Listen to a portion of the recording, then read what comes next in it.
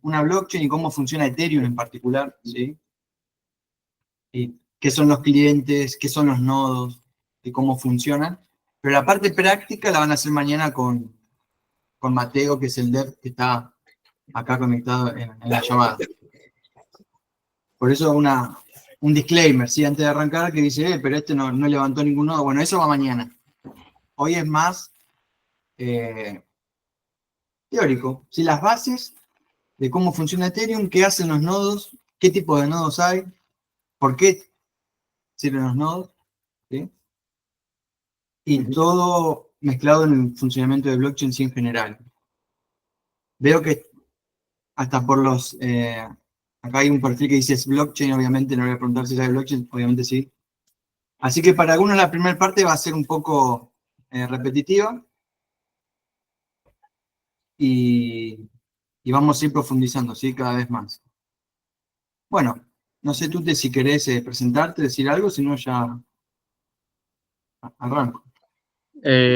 No, por ahí, mejor mañana por ahí voy a hablar un poquito más, pero nada, también soy parte del equipo de Seednotes, que estamos ahí corriendo no solamente blockchains tipo dentro de Ethereum, sino también cualquier nodo, cualquier cosita que nos crucemos para poder probar, estamos ahí dándole más que nada también ahí en el club.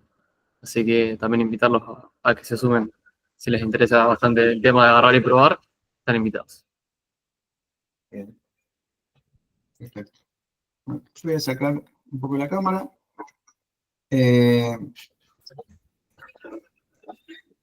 Para la gente que se metió recién, de vuelta repito, ¿sí? La primera parte de la clase de hoy es más bien teórica, ¿sí? Y mañana ya es la parte práctica con Mateo, que van a estar levantando un nodo. Bueno, compartimos pantalla. Por favor, pregunten cualquier cosa en cualquier momento. Si esto, si bien está guiada la charla, se puede desviar y vamos para el lado que quieran, ¿sí?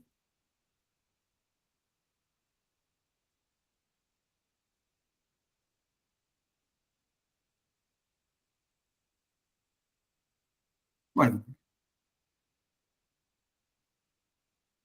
¿se ve la pantalla? ¿Me confirman? Y arranco. Sí, perfecto. Bueno, ya.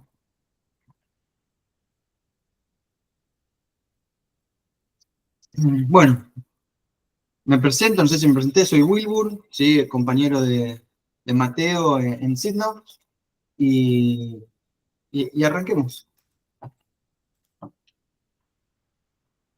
Primero, antes de arrancar, una brevísima aclaración, ¿sí? Que para eso siempre me gusta usar esta parábola, no sé si la conocen, la parábola de los cieguitos, sí, y el elefante, que es un mecanismo que se utiliza para explicar cómo nosotros nos presentamos ante un problema complejo, ¿sí? En este caso el problema complejo sería Ethereum. ¿Y qué sería esta parábola? Bueno, que los cieguitos van, tocan el elefante y tienen que describir cómo es el elefante, ¿sí? Simplemente por el tacto. Entonces acá la dinámica es que, bueno, el que tocó el colmillo dice esto es una lanza, ¿sí? Parece una lanza. Otro le tocó tocar la pata y dice es una columna. Otro toca la cola y dice es una soga. El que toca la panza dice es una pared. Y ninguno de ellos está mintiendo, están todos describiendo exactamente lo que están ahí observando, pero sin embargo no están pudiendo describir el problema completo, ¿sí? Porque tienen una porción de la información. Y aclarando esto, nosotros cuando hablamos de Ethereum, ¿sí? Web3, Bitcoin inclusive, nos encontramos con lo mismo. Dependiendo con quién hablemos es lo que nos va a decir. ¿Qué tenemos nosotros? Bueno, hay gente que nos va a hablar del casino, ¿sí? El casino existe, no podemos hacernos los desentendidos, inclusive en algunas ocasiones es hasta cosa de presidentes de los países, ¿sí? Estados Unidos, Argentina. Está, ¿eh? El movimiento. Cuando decimos el movimiento nos referimos a un grupo de locos que nos juntamos, ¿sí? Cada tanto y empezamos a pensar cómo con esta tecnología podemos dar una alternativa ¿sí? A los sistemas como existen, ¿sí? Una especie de revolución que nació ahí con los cypherpunks. ¿Sí? Otros directamente te van a hablar del producto. ¿Sí? No les interesa el casino, no les interesa el movimiento, pero por ejemplo usan stablecoins para mandarle dinero a su familiar que está en otro país. ¿Sí? El resto no le importa nada. Tienen un producto, lo utilizan. Lo mismo caso Bitcoin. No les interesa nada, pero ahorran en Bitcoin. ¿Sí? Están utilizando el producto y no les importa el resto. También está el punto de vista de la tecnología. Hay muchísimos desarrolladores, ingenieros en sistemas y tantísima gente que está todo el tiempo laburando en esta industria porque es una industria tecnológica. ¿Sí? Y están enfocados con su visión puesta en esto y a veces, bueno, se olvidan de la otra parte, ¿no? ¿Y nosotros qué gafas nos vamos a poner para hablar de la charla de hoy? Bueno, de la infraestructura. Vamos a hablar, ¿sí? Con ese enfoque. No es que los otros enfoques no existen, ¿sí? Sino que nosotros en Signal nos dedicamos a la infraestructura y es de lo que más sabemos, ¿sí? Esta parábola de los cieguitos y el elefante la leí en un blog del Boa Sobrado, acá está el link, ¿sí? No se me ocurrió espontáneamente, sino que lo leí ahí y me gustó traerlo, ¿sí? a las charlas para comenzar. Bueno, esta parte vamos a ir muy rápido porque entiendo que ya están todos avanzados y quieren más ir a la segunda parte de la charla. Pero blockchain nace así como un registro público contable. Para explicar qué es un registro público contable, lo hacemos bien simple, 3 usuarios, se llaman A, B y C, ¿sí? Los cuales van a empezar a hacer transferencias electrónicas, ¿sí? Entre ellos, en este caso, Bitcoin. ¿Sí? Hay un bloque de datos, ¿sí? Como un bloque de datos que podría ser una estructura de datos en algún lenguaje de programación. Indica que el usuario X le envía al usuario A un Bitcoin. ¿Quién es el usuario X? No está, no es parte del conjunto, ¿sí? No sabemos ese usuario X de dónde salió, pero le mandó al usuario A un Bitcoin. Lo que son incógnitas, más adelante ya vamos a poder resolver de dónde salen. Este usuario X después lo vamos a descifrar. Pero para un usuario que no está en el conjunto le manda A un Bitcoin. Pasa el tiempo, hay otro bloque de datos y A, que tiene un Bitcoin, le manda al usuario B 0,5 Bitcoin. Pasa el tiempo en otro bloque de datos. Este bloque de datos lo que estoy haciendo referencia es que se escribe acá una transacción que dice que el usuario B le envía al usuario C 0,25 Bitcoin. ¿Sí? Y en otro bloque de datos, C le envía a A 0,1 Bitcoin. Si nos detenemos acá, detenemos el tiempo, podemos saber el saldo de cada uno de los usuarios. ¿Cómo? Y bueno, todo lo que le llegó a A menos todo lo que A entregó es el saldo de A. A le llegó 1, entregó 0,5 y después le volvió a llegar 0,1, tiene 0,6 Bitcoin. Lo mismo hacemos con el usuario B, el usuario C. Podemos recomponer los gastos, los saldos. En el caso hipotético que se vaya a escribir el quinto bloque, ya dando esta pequeña introducción nos podemos dar cuenta que no se puede inscribir cualquier transacción en ese bloque. Porque mínimamente se tiene que verificar que los usuarios no gasten más que el saldo que tienen, ¿sí? Lo mínimo. O sea, que A no gaste más de 0,6, que B no gaste más de 0,25 y C no gaste más de 0,15. Y toda esta información, para recomponer los saldos, están en estos bloques de datos. Y acá, sí, la primera pregunta que nos va a acercar a blockchain es, ¿dónde se guarda este registro? Lo que estamos comentando acá es un registro público contable. ¿Dónde se guarda? ¿Y quién puede escribir un bloque de datos? ¿Sí? Y acá es donde nosotros decimos que estos bloques de datos, ¿sí? No están en un servidor, no están en una computadora, sino que están en múltiples computadoras, ¿sí?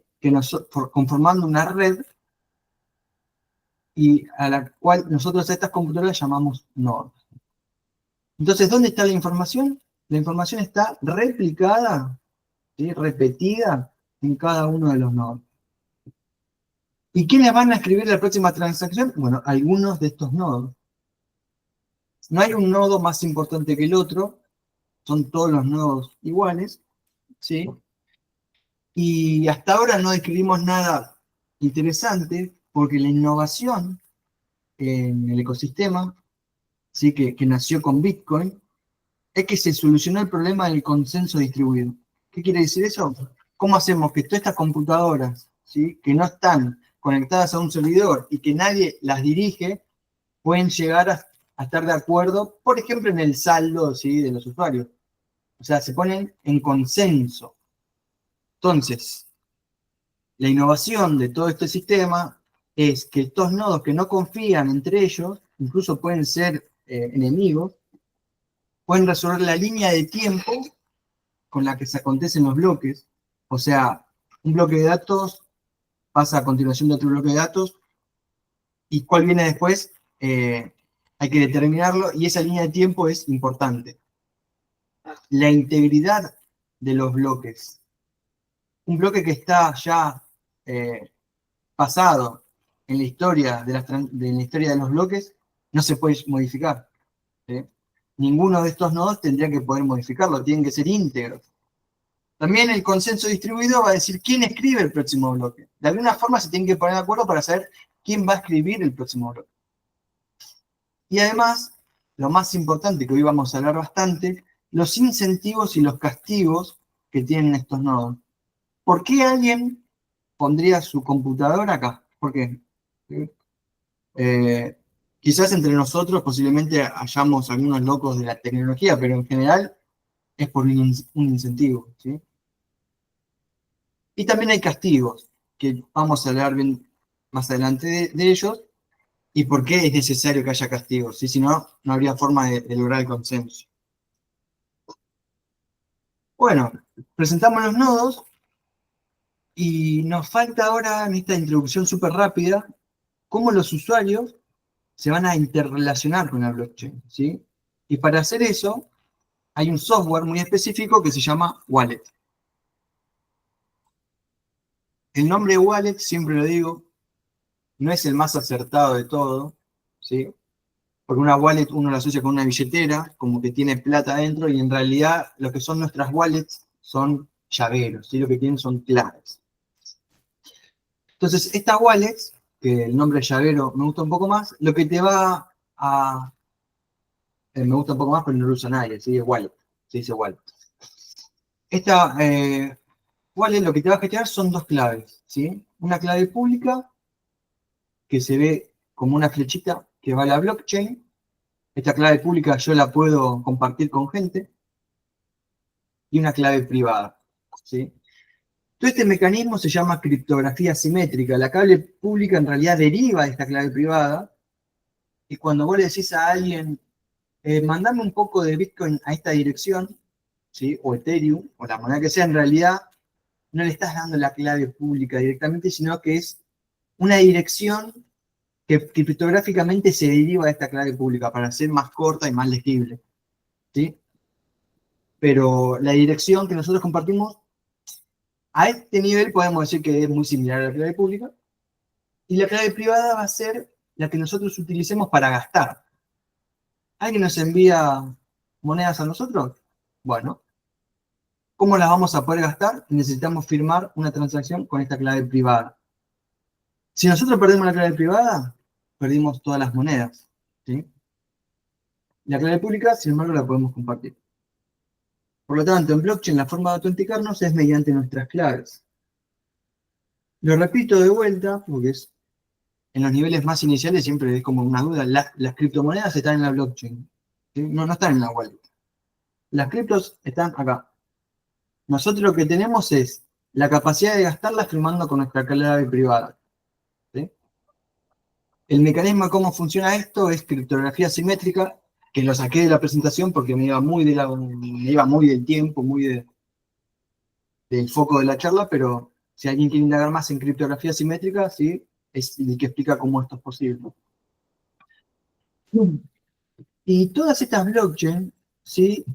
Se basan en protocolos abiertos, y sus principales implementaciones, o sea, los programas que nosotros tenemos que instalar en estas computadoras, son open source.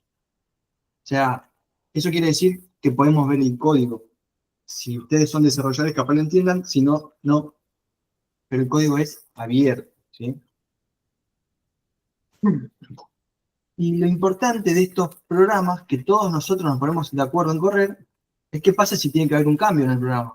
¿Sí? Bueno, la única forma de crear cambios en el protocolo es mediante el consenso entre los usuarios, entre los operadores de los nodos y el tercer jugador importante en el mundo blockchain, que son los desarrolladores.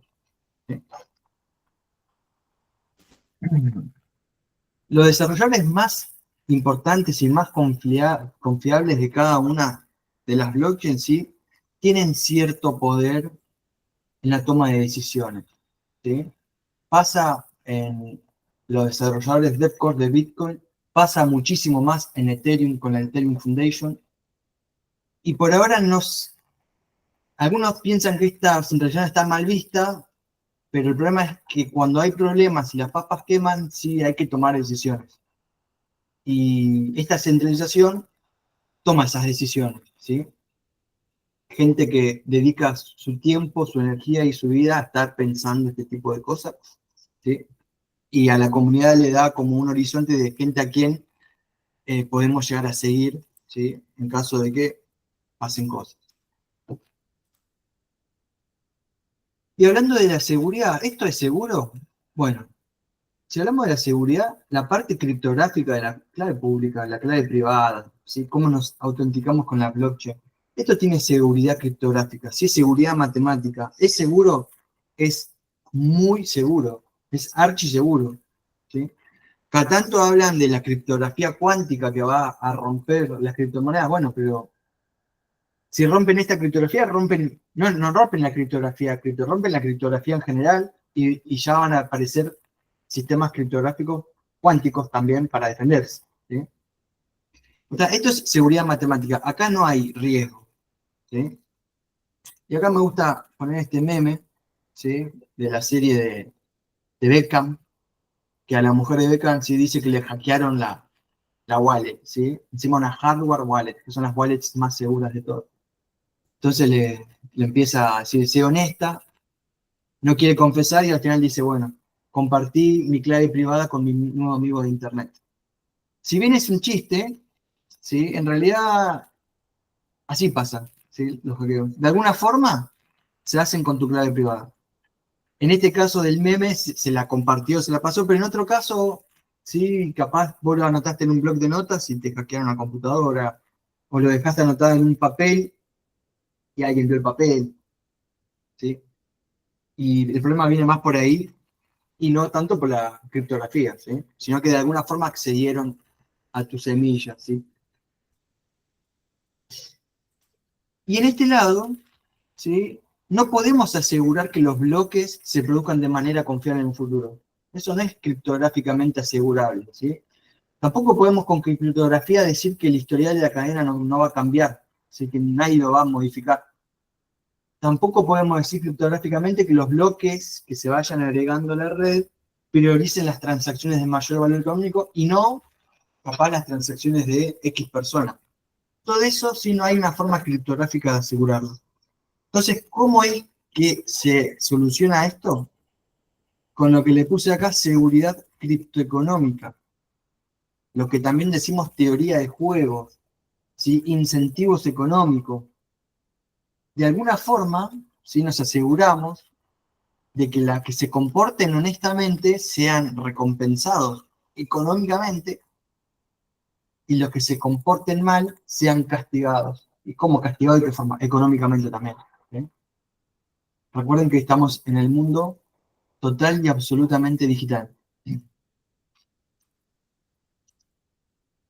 Entonces, con esta slide termina la presentación de blockchain. Espero no haberlos aburrido. Ya vamos a arrancar un poco más profundo. Blockchain tiene que ser, las propiedades, para hablar que estamos hablando de una blockchain de verdad, tiene que ser resistente a la censura. O sea, nadie puede decir, vos sí podés operar y vos no, ¿sí? Es para todos. Es inmutable. O sea, vos hiciste una transacción y esa transacción no se puede revertir. La inmutabilidad puede ser algo bueno o puede ser algo malo. ¿En qué caso algo malo? Si vos le mandaste tu dinero a una dirección equivocada, no hay marcha atrás. ¿Sí? Es inmutable. En ese caso, para vos, la inmutabilidad va a ser muy mala, pero bueno, es una característica. Es permissionless. Cualquiera puede venir acá, ¿sí? Y utilizar las blockchains, ¿sí? No hay que pedir permiso. Esta palabra en castellano no la encontré. Permissionless, ¿sí? Es que la puedes usar sin pedir permiso. Evita puntos únicos de falla. Vimos que es una red distribuida de nodos. ¿Qué pasa si se rompe un nodo? Hay otro. ¿Sí? No hay un nodo más importante que el resto. ¿Sí? No hay un punto en el cual nosotros podamos ir con una bazooka, pegarle un tiro, que explote todo y que no ande más. No existe ese lugar. ¿Sí? Y acá, sí, es donde empezamos a hablar de descentralización. Porque todas estas características que nos pueden parecer interesantes porque nos dan una alternativa diferente al sistema como lo conocemos, dependen directamente de la descentralización. ¿Y cómo podemos medir la descentralización? Mediante la cantidad de nodos. ¿Sí? Y acá una aclaración. Una blockchain con pocos nodos no es mucho más que un servidor caro. En realidad, no lo saqué, lo borré, pero en realidad es mucho menos que un servidor caro. ¿Sí? Porque pagás en ineficiencia todo lo que podés hacer más fácil, más barato y mejor en un servidor. ¿Sí? Una blockchain torna sentido cuando estas características sí son parte de ella. Y ahora nos vamos a empezar a hablarse un poco de Ethereum y empezar a diferenciarnos de estas blockchains, ¿sí? de como registros públicos contables. ¿Sí? Voy a minimizar un poco y a ver si todavía estoy acá. A ver que estoy hablando solo hace una hora. No, sigo conectado, bien. Cualquier cosa me pueden interrumpir, yo sigo. ¿Y cómo se desarrolla Ethereum? ¿Sí? Ya hace unos años. Esta persona de acá, si no lo conocen, es Vitalik Buterin, ¿sí? Es un ruso que se crió en Canadá, y él se cruza con el white paper de Bitcoin, ¿sí? Ya casi en los comienzos de Bitcoin, y trabajó en el ecosistema, ¿sí? Hacía entrevistas, se codeaba con desarrolladores, él era muy joven, él nació en 1994, ¿sí? Y, y se le ocurrió, ¿sí? La idea de darle más programabilidad a Bitcoin. ¿Sí? ¿Cómo podemos hacer Bitcoin más programable? A lo cual, en esa época, todo el mundo, esto ya lo imagino, ¿sí? No, estoy imaginando, le decían, sí, esto es una buena idea, qué sé yo, pero Bitcoin no se toca. ¿Sí? Porque Bitcoin siempre priorizó, y estamos todos de acuerdo en eso, los que pensamos mucho en esto, es que prioriza la seguridad ante todo. Y hacer un cambio de estas índoles en Bitcoin, tanto en esa época como ahora, es muy, muy inseguro. ¿Sí? ¿Qué pasa si sale mal? ¿Sí? Entonces, él no se siguió adelante con su idea, pero haciendo una nueva blockchain separada, la cual se llama Ethereum, ¿sí? Y cuyo moneda nativa se llama Ether, y se abrevia EETH. Entonces, al principio era solo Bitcoin, ¿sí? O forks de Bitcoin. Un fork es una copia, ¿sí? De Bitcoin que se le cambiaban algunas cosas. Y las características de Bitcoin, como ya hablamos, el registro público contable.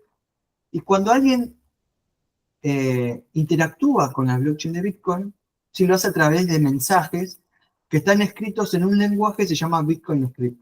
¿Sí? Es un lenguaje, no es un lenguaje de programación, sino que es un script, que es un lenguaje muy, muy poco expresivo, muy poco expresivo. Para los que saben algo de programación, este lenguaje de programación no permite, por ejemplo, funciones recursivas, no permite lazos como el for, while, ¿sí? Y hacer cosas razonablemente simples, por ejemplo, hacer una transacción condicionada, ¿sí? O hacer, o que pasen eh, em, billeteras multisig, y ese tipo de cosas se pueden hacer en Bitcoin, pero lleva muchísimo trabajo. Y hacer cosas más complicadas directamente no se puede, o está en los niveles más altos de dificultad, ¿sí? De poder realizarlo. Y esto se debe a que Bitcoin no es Turing complete. ¿Sí? No es un sistema Turing completo. Porque este lenguaje de programación no es Turing Complete, entonces no le podemos decir que haga cualquier cosa, ¿sí? Hace cosas, transacciones condicionadas, y hasta ahí estamos. Podría seguir avanzando, hoy en día es un tema vigente, ¿sí? En Bitcoin tenemos lo que es BitBMX, ¿sí? BitBM, que se las ingenian para hacer con este lenguaje cosas, ¿sí? Que uno no imagina, pero sigue siendo un sistema que no es Turing Complete y lo hace limitado. Ethereum, sin embargo, ¿sí? Le manda mensajes en un lenguaje de programación que es Turing Complete. Entonces, teóricamente, se le puede pedir a Ethereum que realice cualquier cálculo arbitrario, no va a haber problemas en eso, ¿sí? Ethereum fue diseñado desde el principio para permitir programabilidad compleja en la blockchain, ¿sí? Algo que Bitcoin no. Para hacer esto, ¿sí? Lo primero que tenemos que pensar es que los nodos de Ethereum, ¿sí? Son todas computadoras, algunas son computadoras físicas, otras son servidores en la nube, son todas diferentes, ¿sí? Son todas computadoras diferentes, son diferentes hardware, diferentes microprocesadores. ¿Cómo hacemos para que todas estas computadoras ejecuten el mismo programa de la misma forma y que no haya ninguna clase de inconveniente en eso? Bueno, a todas esas computadoras las tenemos que montar una máquina virtual, una computadora virtual, una máquina virtual para que ejecute estos mensajes arbitrarios, ¿sí? Y esta máquina virtual es la que se llama la EVM, la Ethereum Virtual Machine. Y esa máquina virtual es la que está en cada uno de los nodos. Detrás del diseño de la máquina virtual y Ethereum no estuvo solo Vitalik Buterin, hubo otros hackers, ¿sí? Estos prodigios de la informática como Gavin Wood, Greg Colvin, ¿sí? Hace poco Gavin Wood estuvo en la UBA presentando unos proyectos que está trabajando ahora, se alejó de Ethereum. Y, no, y mencionar que no era una única persona, ¿sí? Sino más bien un equipo. El sistema es Turing Complete. Un sistema Turing Complete tiene la característica de que cualquier problema que se pueda expresar de forma formal puede ser resuelto por una máquina Turing Complete, ¿sí? Después viene, eso es una máquina Turing Complete ideal, después viene la realidad que estás limitado, ¿sí? Por ejemplo, en una computadora estás limitado por la memoria, no tienes memoria infinita, ¿sí? Bueno, y en Ethereum hay varias limitaciones más, pero la idea es que sea Turing Complete, así el lenguaje. Entonces, presentado Ethereum, ¿sí?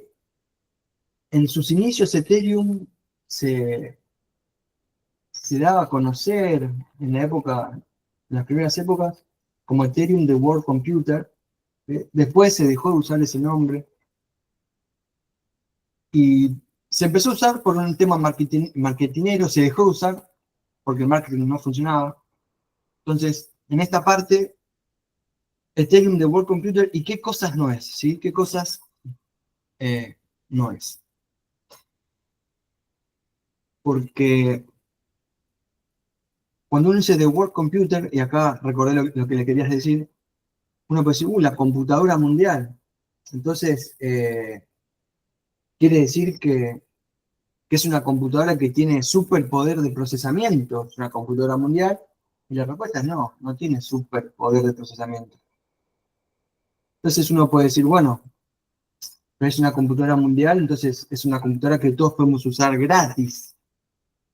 Y la respuesta es no es gratis. Inclusive es bastante salado, ¿sí? Utilizar el término. Entonces dice, bueno, no sé, computadora mundial. Y seguís pensando sin entender el tema y decís, bueno, tiene gran capacidad de datos, puedes guardar un montón de información. No puedes guardar mucha información en Ethereum. Entonces, el World Computer se dejó de usar porque es como que no se entendía el concepto.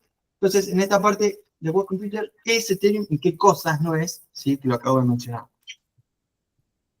Y acá tenemos estas imágenes que me gustan mucho, ¿sí? Se las tomo prestada a Jordan McKinney, ¿sí? Las bajo de GitHub. Él también las vende como NFT, pero yo las bajo, ¿sí? Están ahí en el repositorio y las bajo. Y acá hay un esquema artístico, ¿sí? De cómo funcionaría Internet. ¿sí? Pensándolo de la siguiente forma. Estos puntos grises de acá son nuestras computadoras, nuestros smartphones, celulares, ¿sí? Todos estos dispositivos que nosotros conectamos a Internet que cada vez son más. Dentro de poco, no sé, hasta el termo del mate se va a conectar a Internet. Todos estos dispositivos que vamos a llamar clientes, todos estos clientes se conectan a servidores, ¿sí? ¿Cuáles son los servidores? Pueden ser Google Cloud, Amazon Web Services, Microsoft Azure, ¿sí? Y todos los servidores, grandes servidores que nosotros conocemos. Entonces, por ejemplo, cuando nosotros hacemos una operación desde nuestro smartphone, acá en el puntito gris, en nuestra plataforma de home banking, en realidad estamos interactuando, ¿sí? con algún programa, alguna API que está corriendo en un servidor. Nosotros enviamos datos, se procesa, nos devuelve datos, los visualizamos, ¿sí? Y de esta forma hacemos las cosas. En general, tenemos un usuario y una contraseña para todo, para que el sistema, el programa sepa quiénes somos nosotros. Y acá no vamos a engañar a nadie. Esto es Web 2, esto funciona muy bien. ¿Sí? Esto funciona muy bien. Y empiezan a ver algunas características, tiene ciertas características, porque funciona muy bien, pero tiene características. Por ejemplo, funciona muy bien salvo que haya sido una persona de nacionalidad rusa cuando se desató la guerra. Y ya estos servidores no te prestan más servicios, que vos ya no te puedes loguear al servidor. Funciona muy bien mientras tanto no estés en Cuba, por ejemplo, ¿sí? En el cual tampoco puedes acceder, por lo menos no puedes acceder de forma simple, ¿sí? A estos servidores. Vos como desarrollador podés subir un API, ¿sí? Y podés estar brindando un servicio y eso va a funcionar muy bien siempre y cuando cumplas, ¿sí? Las normas que te establece el servidor, que el servidor cumple normas dependiendo del lugar donde está alojado, del país donde está alojado. Y esas normas pueden cambiar, ¿sí? Y de un día para otro puede que tu aplicación no corra más porque estás infringiendo de un día para otro, ¿sí? alguna característica. Sí, estas son las características de la web 2. ¿Qué vendría a ser si Ethereum? Bueno, el dibujito es súper artístico, ¿sí? Pero esto que está acá como un sol que está desparramando luz, ¿sí? Muy friendly, ¿sí? Es Ethereum. Y acá abajo tenemos, ¿sí? Todos los clientes y todos los nodos. Hay diferentes nodos porque hay diferentes tipos de nodos que ya vamos a ver. Y la dinámica es que las aplicaciones que uno como desarrollador puede subir, ¿sí? Son resistentes a la censura y van a estar siempre disponibles, ¿sí? A diferencia de lo que vimos antes, cuando se construye en una blockchain, ¿sí? O en Ethereum en este caso, lo que se cree va a estar siempre disponible y no va a desaparecer porque alguna empresa decida de repente cambiar, ¿sí? El API sin previo aviso, ¿sí? Para obtener, por ejemplo, más beneficios. O sea, es un terreno suficientemente neutral, ¿sí? Ethereum, donde nosotros podemos subir aplicaciones y podemos utilizar aplicaciones. Ethereum, ¿sí? Termina siendo una plataforma de propósito general, donde se pueden hacer diferentes tipos de aplicaciones debido a su naturaleza de ser un sistema Turing completo, ¿sí? Esto es lo que nosotros conocemos como Web 3. Y acá ya no importa, recordamos, nuestro documento, nuestra nacionalidad, sino que importa que tengamos control de nuestras claves. Un poco artístico, ¿cierto? Esto, medio bolacero, pero me gusta la forma. Entonces, Ethereum ya no es más una blockchain de un ledger público, ¿sí? Sino que es una blockchain de propósito general. Las características de blockchain las mantiene, es inmutable, incensurable, permissible, es global, tiene consenso neutral, tiene sus bloques, ¿sí? Lo que aparece de nuevo acá, aparte de los usuarios, las personas que hacen transacciones, ¿sí? Es un nuevo tipo de jugador, que acá le puse formita de robot, que en realidad son los programas, ¿sí? Que en blockchain, a los programas le decimos smart contracts, ¿sí? Contratos inteligentes. Aunque de inteligente no tiene nada, de contrato tampoco son programas, son scripts, ¿sí? Entonces, perdón, en Ethereum tenemos dos tipos de cuentas, ¿sí? Por un lado, tenemos las cuentas, sí, que van a estar manejadas por claves privadas de los usuarios. Esas cuentas se llaman EOA, ¿sí? Si alguien de acá en la charla tiene ETH en Ethereum, ¿sí? Es dueño de una EOA. ¿Sí? Y después existen el otro tipo de cuentas que son los contratos inteligentes. ¿Sí? Estos son programas, ¿sí? Son programas que viven en Ethereum, ¿sí? Cuando decimos viven en Ethereum, decimos son on-chain, ¿sí?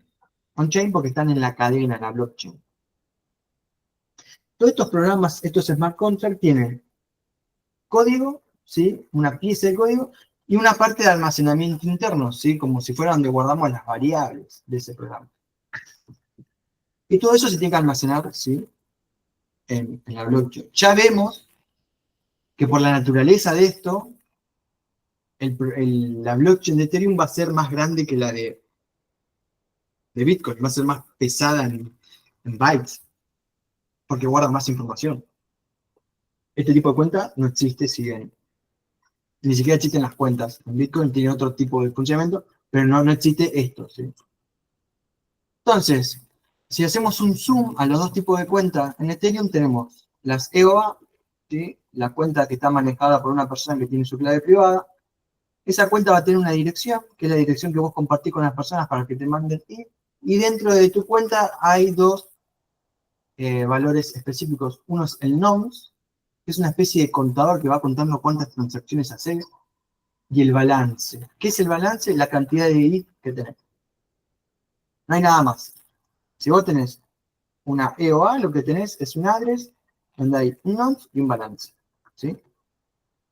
¿Y qué tienen los contratos inteligentes? Tienen una dirección, ¿sí? Dirección es similar a esta, si tiene la misma longitud. Tiene un nonce, tiene un balance, ¿sí? Pero tiene habilitado, ¿sí? Lo que es un puntero a hash que va al almacenamiento, donde se van a guardar esas variables, que ahora vamos a ver qué es lo que se guarda ahí, y un puntero a hash donde está el código, ¿sí? El código que se tiene que ejecutar, porque es un programa, y el programa ejecuta este código, ¿sí? Entonces, llegado a este punto, empezamos a ver que Ethereum es un poco complejo, y si queremos explicar cómo funciona Ethereum es como que hay dos mundos diferentes, ¿sí? Uno que es la capa de ejecución, un poco hablamos de lo que es la EVM, los contratos inteligentes, del almacenamiento, les mencioné algo, el gas no lo mencioné todavía, pero todo esto forma parte de la ejecución. Los desarrolladores de software están más interesados en esto porque es donde ellos pueden meter mano directamente. Y hay otra parte de Ethereum que es la capa de consenso, ¿sí? Todos estos nodos que agregan bloques a la red, que son recompensados económicamente, donde hay ingresos pasivos o castigos, ¿sí? Por ser parte de la red. Toda esta parte es la parte de consenso, donde en general está una parte de la infraestructura que es, ¿sí? Que te da beneficios económicos. Y acá también hay infraestructura, pero acá esta tiene beneficios económicos. Entonces, entender Ethereum lleva un tiempo, ¿sí? Es un sistema, ¿sí? Es como entender cómo funciona una computadora que no... Pues, la computadora la puedes usar de un día para otro, pero si querés, mientras más escarbás cómo funciona la computadora, puedes ir tan profunda como quieras, ¿sí? Hasta llegar al punto de los electrones moviéndose por los buses, ¿sí? Y toda esta lógica que acabo de mencionar no flota en el aire, ¿sí? Necesita infraestructura concreta para existir, ¿sí? O sea, antiguamente decíamos que antiguamente yo nunca lo llegué a decir, pero lo he leído, por ejemplo, que las ondas de radio o el electromagnetismo se movía en el éter, ¿sí? Porque no se podía mover en el vacío, sino tenía que ir en un medio físico, y ese medio físico lo llamábamos éter, ¿sí? Todo esto no funciona en el éter. Tiene que funcionar en infraestructura concreta.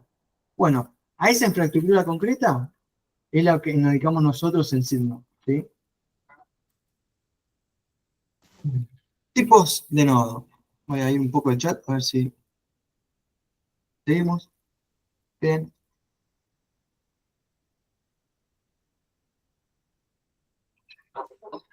Tipos de nodos. Tenemos, nosotros mencionamos dos redes, ¿sí? Y estas dos redes funcionan diferente. Una es Proof of Work, otra es Proof of Stake. Más adelante vamos a decir las diferencias. Pero funcionan diferente, también tienen nodos diferentes. Si alguno, seguramente todos acá escucharon hablar de la minería, ¿sí? De cripto, la minería de Bitcoin, o antiguamente la minería de Ethereum, ¿sí? Es porque había un nodo específico que era el nodo minero, ¿sí? Bitcoin es una red que todavía tiene nodos mineros. En Ethereum ya no existen más, porque en Ethereum ya no funciona más el Proof of Work, ahora funciona el Proof of Stake, tenemos nodos validadores. Los nodos mineros y los nodos validadores son los únicos que reciben recompensas económicas. El resto no, ¿sí? Los nodos completos o full node, no. El nodo podado, el full node de Bitcoin, tampoco es una especie de nodo completo, ¿sí? Que está truncado. Nodos ligeros y nodos de archivo en el mundo de Ethereum tampoco tienen recompensas. Son los validadores y los mineros. Haciendo un poco de zoom, el nodo validador. ¿Qué hace un nodo validador? Bueno, son los que agregan los bloques a la red, ¿sí? Y son los que son recompensados económicamente por esta actividad, ¿sí? Están a cargo de la seguridad criptoeconómica que mencionamos al principio de la charla. La seguridad criptoeconómica depende de los validadores. Más adelante vamos a hablar bien de los validadores, por eso lo corté ahí cortito. Y después tenemos los full nodes, ¿sí? Los full nodes no ganan plata, ¿sí? No reciben recompensas, pero ¿qué hacen en la red? Bueno, propagan bloques, ¿sí? Los bloques que crean los nuevos validadores son propagados, son inundados en la red por full nodes. Son una puerta de entrada a la red peer-to-peer. Vos con una wallet, cuando te conectás a la red, lo haces a través de un nodo completo de alguna forma. Cuando vos envías una transacción a la red, esa transacción se propaga por la red y estos nodos completos propagan las transacciones. Mantienen una copia completa de la base de datos de la blockchain, se tienen una copia completa de la base de datos, y verifican todo, cuando digo verifican todo, antes de propagar un bloque lo verifican, se verifican que se cumplan las reglas, antes de propagar una transacción la verifican, o sea, no van a estar propagando cosas que no cumplen las reglas. Y acá hay un pequeño error de Aníbal Forma que dije que no me gusta que la wallet se llame wallet. Bueno, los nodos completos verifican todos, validan todos, siempre son nodos completos. ¿Y quién va a correr un nodo completo si no tienen recompensa? Bueno, puede ser alguien que tenga alguna utilidad profesional, por ejemplo, algún proveedor de servicio, puede ser una wallet, ¿sí? Una tienda que vende productos, o un usuario avanzado, como alguno de nosotros, que quiera más privacidad, ¿sí? Que cuando se conecta a la red no lo quiera hacer a través de un tercero, sino a través de su propio nodo privado, que eso te va a dar privacidad, ¿sí? Hacemos un poco de zoom a qué es la copia completa de la base de datos. O sea, ¿qué base de datos tiene Ethereum, ¿sí? O una blockchain en general? Bueno, podemos decir que tiene una base de datos del pasado, ¿sí? Toda la historia, lo que pasó, de las cosas, de las transacciones que han sucedido en la blockchain, ¿sí? Y esto nosotros llamamos disponibilidad de datos. Porque si no están todos los datos disponibles, no hay forma de que podamos verificar, ¿sí? que se estén cumpliendo las reglas, ¿sí? ¿Se acuerdan de esa primera imagen? A le manda a B, B le manda a C. Bueno, esas transacciones están guardadas, ¿sí? Después tenemos los datos, la base de datos del presente. ¿Y qué es eso? Es una especie de snapshot, ¿sí? Si nosotros tomamos toda la historia del pasado, hicimos todos los deberes, hicimos todas las cuentas, ya sabemos el saldo, por ejemplo, que tiene cada una de las cuentas. No vamos a estar calculando por cada bloque nuevo todo otra vez, ¿sí? Guardamos un snapshot. Y ese snapshot se llama state, ¿sí? Entonces, Ethereum se puede pensar como una gran máquina de estados que pasa de un estado al otro, ¿sí? Y, y acá puse un ejemplo, no lo voy a detallar, pero hay el estado pasado, después de una transacción, tiene un estado presente, ¿sí? El full node guarda los últimos states, ¿sí? No guarda todos los states, guarda los últimos. Y también tenemos una base de datos del futuro. Y esto que parece ciencia ficción, en realidad, ¿sí? No es nada raro. ¿Qué es esto? Cuando nosotros enviamos una transacción a Bitcoin, otra vez la tengo con Bitcoin, cuando mandamos una transacción a la blockchain, ¿sí? Esa transacción no es parte de ningún bloque, ¿sí? Porque quedó ahí a la espera de ser parte de un bloque. Pero por el momento, ¿sí? No es parte de ningún bloque. Inclusive si hay muchos usuarios, cientos o miles de usuarios mandando transacciones sin parar, la blockchain tiene capacidad limitada y no va a poder incluir todas las transacciones, ¿sí? Va a elegir algunas transacciones para meter en los bloques, ¿sí? Mientras tanto, mi transacción, ¿dónde está? Bueno, forma parte de la mempool. Es una especie de memoria caché que tiene acá el sistema para estar almacenando las transacciones que en el futuro van a ser parte de la blockchain, pero por ahora están ahí a la espera, ¿sí? Es como una especie de mete y ponga donde metemos las transacciones hasta que el validador se decida agarrar esta transacción y meterla en un bloque. Mientras tanto está ahí, ¿sí? En la mempool, que es parte de la base de datos de los full nodes, ¿sí? No hay una única mempool, cada full node tiene su propia mempool, inclusive también hay mempools que son privadas, ¿sí? Hay mempools que son públicas, ¿sí? Es toda una madriguera de conejos, ¿sí? En el mundo de la mempool. Y no vamos a detallar los otros nodos porque si no, nos vamos mucho, ¿sí? Pero digamos que son casos específicos de Ethereum, el nodo ligero y el nodo de archivo. Ethereum consiguió, ¿sí? Tener bastante distribución en su red peer-to-peer. En este mapa, sí, lo que podemos ver, estos puntos azules son estimaciones de donde tenemos nodos completos. Y estas manchas térmicas son estimaciones de donde tenemos validadores. Son estimaciones, ¿sí? No hay una forma concreta de hacer esto porque nosotros cuando levantamos un validador no llenamos un formulario, ¿sí? Esto es permissionless.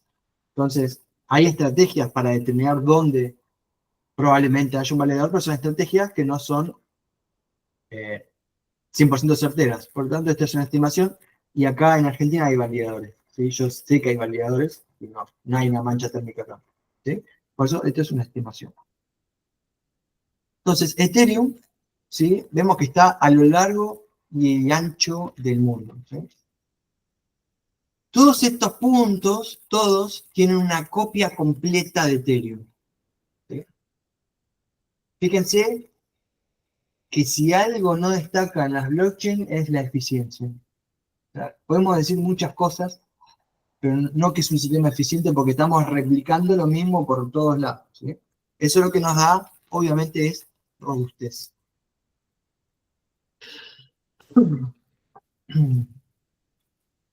¿Cómo se implementa el software, ¿sí? Que corren los nodos?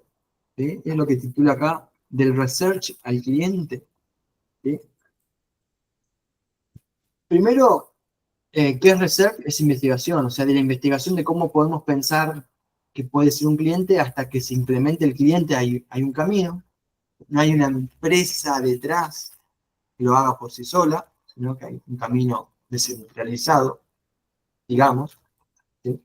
Pero primero, sí, un disclaimer, ¿qué son los clientes? Y acá ya empezamos a hablar más en profundidad de lo que nos interesa a nosotros. Es como que la introducción se va terminando y ya nos vamos profundizando cada vez más, ¿sí? Son los programas que hacen funcionar los nodos. Los clientes son los programas, ¿sí? Todos estos nodos corren programas, ¿sí? Al principio, Ethereum tenía un único cliente, ¿sí? Había un solo cliente. Si vos corrías Ethereum, tenías que bajarte Get, que es Go Ethereum, ¿sí? Lo bajabas en tu computadora, lo ejecutabas y estabas corriendo Ethereum. Era un cliente todo en uno, porque manejaba tanto la capa de ejecución como la capa de consenso, ¿sí? O sea, lo que dijimos, la criptoeconomía, en un único programa. Era todo en uno. Go Ethereum tenía todo. Es decir, hacía todo. Verificaba los bloques, mantenía la mempool, ejecutaba transacciones en la IBM. En esa época Ethereum era POW, o sea, participaba del Proof of Work, porque Ethereum era una red que usaba la minería hasta no hace tanto, ¿sí? Yo ya me empiezo a marear, pero creo que en el 2022 fue la migración. Acá en este videito se puede ver una visualización del GitHub de Ethereum, ¿sí? Al principio, bueno, no hay buena resolución, pero se ve que escribía Vitalik Buterin, ¿sí? Casi todo. Y esto fue creciendo, ¿sí? Y un crecimiento exponencial. Se empezó a escribir código por todos lados, ¿sí? Se empezaron a proponer mejoras, a debatir un montón de cosas. Y lo que era un único punto acá terminó siendo así como, vamos a adelantarlo, ¿sí?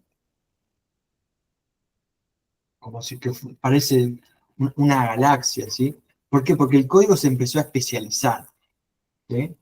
Se empezó a fragmentar, ya había demasiadas cosas, ¿sí? Y esta especialización o esta fragmentación también llega a la infraestructura, también nos llega a nosotros, también llegó a los clientes. Y ya un único cliente, por ejemplo, Go Ethereum, que era el primero, se fragmentó.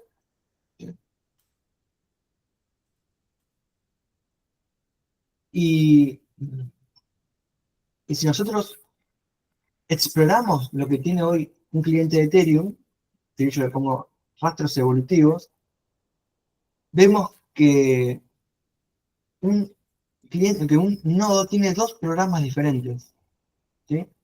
Uno que se llama cliente de ejecución y otro que se llama cliente de consenso. Son dos programas, no es uno solo. En Bitcoin vos instalás Bitcoin Core, ¿sí? Es uno. Acá tenés dos, ¿sí? El full node tiene dos. Y es parte de esta evolución que yo les mostré, que se empezó a fragmentar, pasó de Proof of Work a Proof of Stake, bueno, como que se separó. En el cliente de ejecución tenemos diferentes implementaciones, Nethermind, Besu, Go Ethereum, el principal que existía al principio sigue estando, ¿sí? Erigon, y en consenso tenemos Prince, Teku, Lighthouse, ¿sí? Entonces cuando uno instala un full node, tiene que elegir cuál usar. ¿Cómo lo elegís? Bueno, seguramente Mateo, la clase que viene, mañana, les va a hablar, ¿sí? de esto. Yo simplemente le digo que existen, ¿sí? Y con respecto a los nodos validadores, ¿qué clientes corren? Bueno, estos dos los tienen que correr. Bueno, me había salteado un paso. Acá el nodo de ejecución, el cliente de ejecución, lo que hace es ejecutar, es donde está la Ethereum Virtual Machine. Dentro de este cliente está la Ethereum Virtual Machine. Esta es la Ethereum Virtual Machine. Por lo tanto, ejecuta las transacciones, verifica los cambios de estado, eso que estuvimos hablando. Y en el cliente de consenso, ¿sí? Tenemos temas más específicos que vamos a hablar ahora dentro de un rato. Por ejemplo, la ejecución del fork, ¿sí? O la gestión de justificación y finalización de bloques, que vamos a hablar un poquito más adelante cuando hablemos de consenso, pero hace todo lo relativo al consenso. Y un validador, ¿sí? Tiene que correr una pieza de software más que se llama validador, validator. Si bien yo no estoy tan interiorizado en cómo funcionan por dentro, ¿sí? Estos clientes, es fácilmente darse cuenta que para el que creó este cliente, hacer este otro cliente es como una vueltita de rosca más y lo tenés hecho. Y de eso nos damos cuenta porque todos los que hacen en los clientes de consenso también hacen el validador. Prince, Teku, Lighthouse, Nimbus, Lotta, ¿sí? ¿Y qué hace este software, el del validador? Bueno, ese es donde está la criptoeconomía, ¿sí? Lo que va a proponer bloques y va a hacer las attestation que vamos a hablar ¿sí? En un ratito. Estos son todos los programas que vamos a tener en un nodo, ya sea un full node, estos dos, o un validador, estos tres. ¿Y cómo es que se llegan a escribir estos programas? O sea, si hay que modificar este programa. Por ejemplo, ahora dentro de poco se viene un hard fork en Ethereum Spectra. ¿Y cómo se llegó a ese hard fork? A saber cómo tienen que modificar todos estos, ¿sí? Los programas. Bueno, en Ethereum, el flujo, ¿sí? Es el siguiente. Primero en el foro de Ethereum, en Ether Research, ¿sí? Se debate, ¿sí?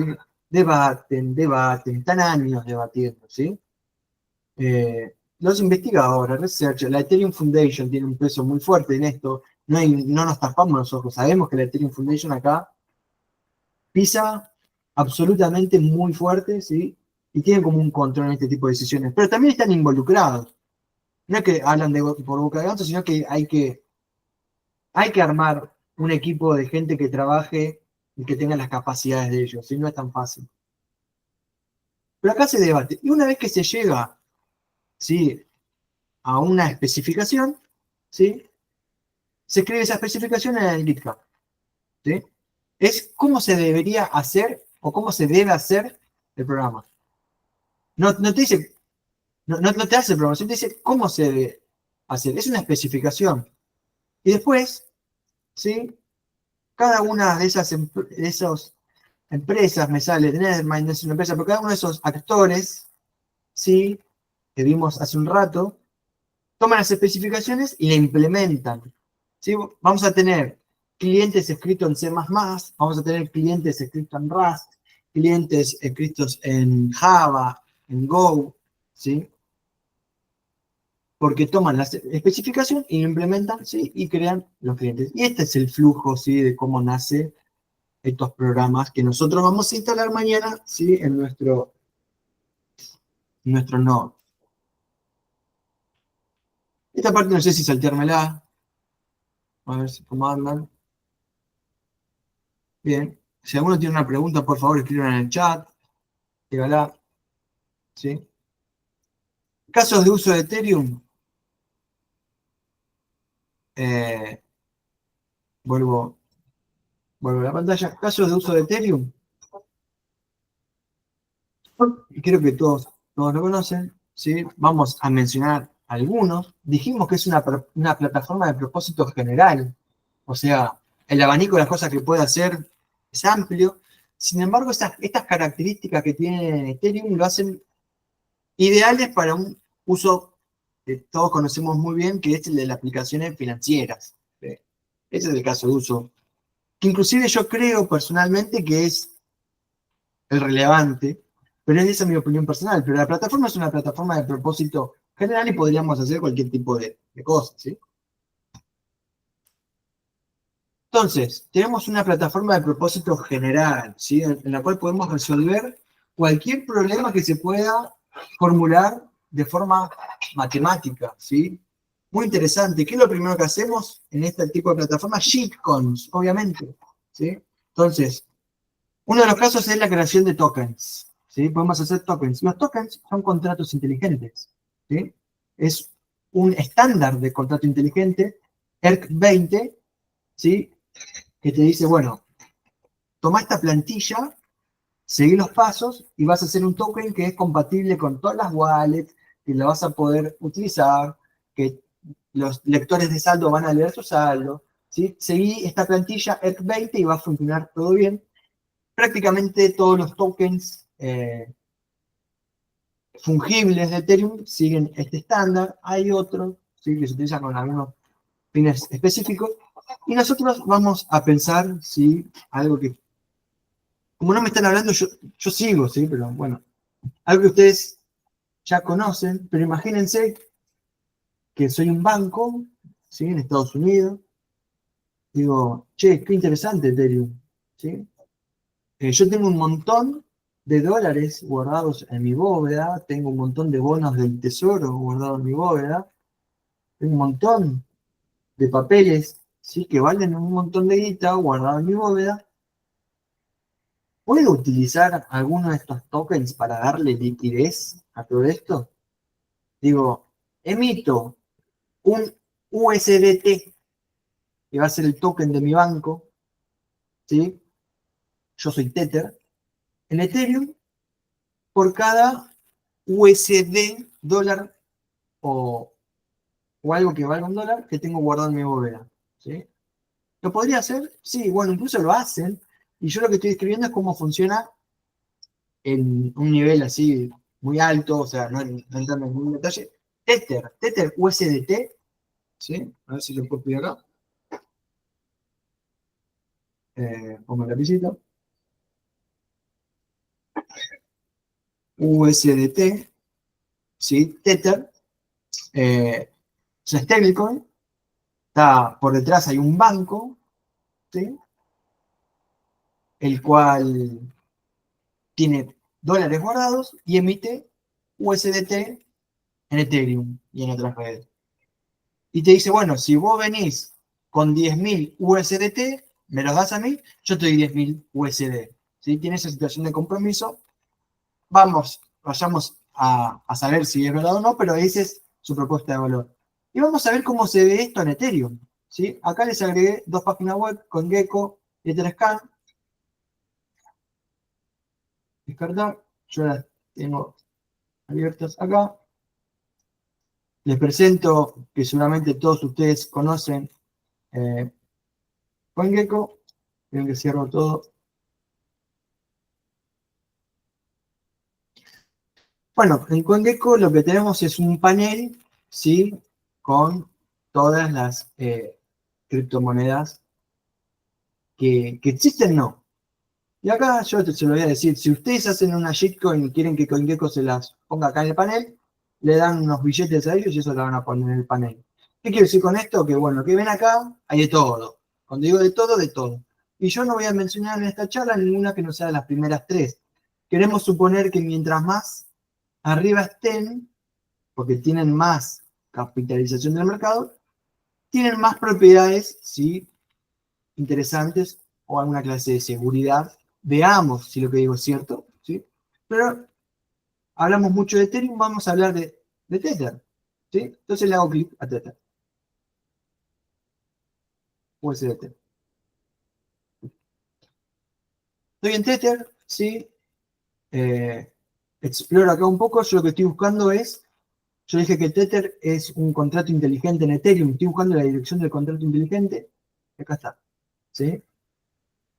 Ustedes saben que que Tether corre en muchas blockchains. Nosotros incluso tienen su propia blockchain. Nosotros vamos a ver, nos interesa Ethereum. Entonces, copio el contrato de Ethereum. Este de acá es el logo de Ethereum. Vengo al Etherscan, pego el contrato. ¿Qué es Etherscan?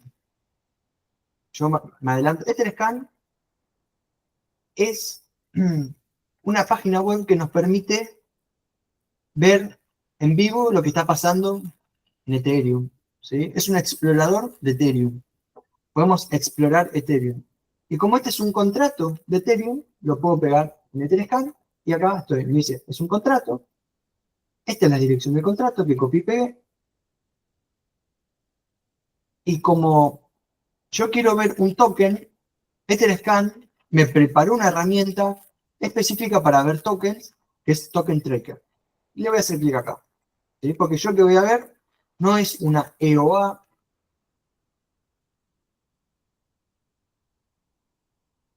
Ahí admití a alguien. Yo no sabía que podía admitir. Eh, y voy al token tracker para ver las características del token. Si yo quiero decir a ver algo que no sea un contrato, me quedo acá, ¿sí? Pero vamos. Lo primero que veo, que me encuentro acá, grandote, Max Total Supply. El supply que hay de USDT en Ethereum. Tenemos 3, 6, 9, 72 y 9 ceros. Esos son 72 billones de dólares en USDT metidos en Ethereum. ¿Sí? Es un montonazo de dinero que en teoría Tether lo tiene guardado en sus bancos para poder redimirlos si todos estos salen corriendo a cambiarlos. ¿Sí? recemos a Dios que ese tipo de corrida no pase. ¿Sí? Y esto es un contrato, entonces vamos a ver el contrato. Hago clic en Contracts y acá me encuentro, ¿sí?, con un código. Si le hago esto que está acá, vamos a hacer un poquito de zoom. Si lo ven, esto es un código que inclusive, fíjense, slash, asterisco, esto es un comentario, library, 6 más, abro llave, cierro llave, if, esto se parece al C, se parece al C++, esto es un lenguaje, es un programa, este es el contrato, esto es Tether, es un programa, ¿sí? Es un programa que está escrito en Solidity. Solidity se llama el lenguaje de programación. Solidity es como un primo, ¿sí?, o sobrino del C o del C++, un sobrino exitoso, ¿sí?, del C++, por eso es muy parecido al C, C++. Este es un lenguaje de programación, ¿sí?, con que se escribió el contrato de Tether. Entonces, si volvemos a la presentación, esto se lo quería mostrar.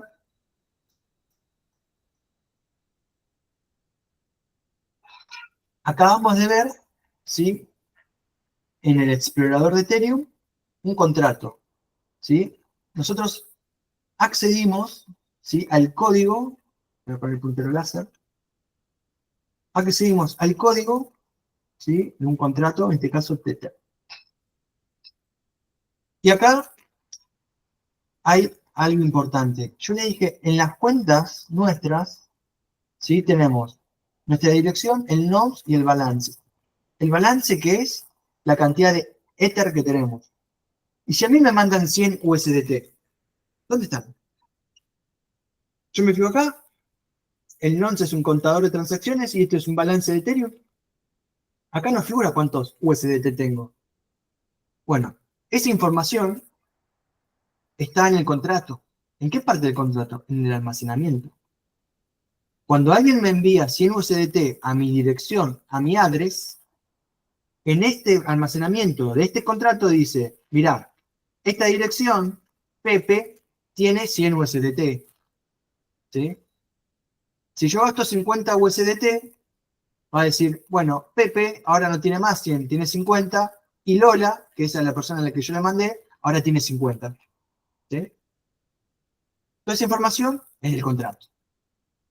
¿Y qué otra cosa es importante entender del contrato? Que este contrato lo escribió un banco.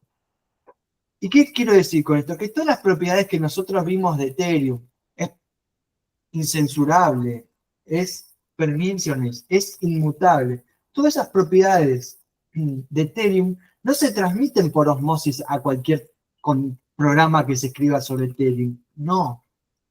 El banco, Tether, tiene compromisos que cumplir, sí, con las autoridades. Y si, por ejemplo, la SEC le dicen, vos tenés que congelar todos estos USDT, tiene que tener la capacidad de poder hacerlo. Entonces, Tether puede frizar eso. Entonces me dicen, pero esto era blockchain, no era que no podía pasar. Sí puede pasar, lo estamos viendo. Es un código, es un contrato. Cuando yo elijo usar USDT, debería saber estas cosas, ¿sí? Y tomar mi decisión acorde. Es como tener plata en algún banco, un poco más permisivo, mucho más permisivo. Pero tras bambalinas, ¿sí? Se los quería mencionar. Ah, tras bambalinas. ¿Y qué otras aplicaciones pueden haber? Bueno, si yo puedo manejar en Ethereum tanto Tether, por ejemplo, como Ether, quisiera poder intercambiar. O sea, cuando Ether está barato quiero comprar, cuando Ether está caro quiero vender, y quisiera que haya alguna forma de hacerlo de eso sin tener que ir a comerciar face to face con otra persona. Bueno, y ahí aparecen ya hace varios años los DEX, ¿sí?, que son exchange descentralizados, por ejemplo Uniswap, que hoy me fijé el volumen de los últimos 7 días de Uniswap, 6,8 billones, ¿sí?, se mercadearon, ¿sí?, en Uniswap. También tenemos la posibilidad de tomar préstamos, por ejemplo, o hacer préstamos o tomar prestado. yo tengo Ether, ¿sí? Porque no sé, fui minero, tuve la suerte de ser minero, y hoy tengo muchos Ether y los quiero guardar toda mi vida, ¿sí? No los quiero vender, pero necesito comprarme algo. Lo que estoy diciendo es un caso hipotético, ¿eh? Yo capaz piensa que lo estoy diciendo en primera persona. Para nada, ojalá, ¿sí? Acá yo soy docente universitario, así que se imaginan que no soy, ¿sí? El caso que estoy diciendo. Pero tengo toda esta cantidad de Ethers, ¿sí? Los puedo meter en una plataforma como AAB, los hipoteco y saco un préstamo en USDT. Saco ese USDT y voy y me compro algo. Y no tuve la necesidad de vender mis Tether. Después, mis Ether. Para recuperar el ETH, lo voy a decir para no confundirlo, ¿qué tengo que hacer? Pagar lo que me prestaron, más los intereses, ¿sí? Y me devuelven. Después plataformas más interesantes, que tienen mucho que ver con el consenso, que vamos a ver más adelante como el IDO, que tiene un TBL, un valor total bloqueado de 15 billions, AAB tiene 18 billions, y acá como referencia, esta referencia no la chequeé hoy, tendría que rechequearla, pero hace unos meses, Mercado Libre, que es el unicornio más importante argentino, ya ni sé si entra en la categoría de unicornio o está más arriba, tenía una capitalización de 84 billones. ¿Qué quiero decir? Bueno, que tenemos plataformas totalmente descentralizadas que están armando negocios que están en el mismo orden de magnitud, de valor, que la empresa más importante argentina en el momento. ¿Sí? Estos negocios existen, ¿sí? Y son gracias a estos blockchains, ¿sí? A Ethereum en este caso.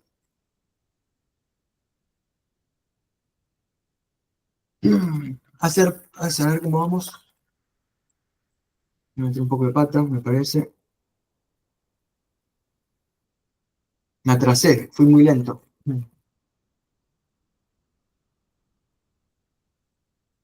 Habíamos dicho que podíamos hablar de la ejecución, ¿sí? O del consenso. Acá tenía preparados explicarle cómo funciona, ¿sí? La ejecución en Ethereum.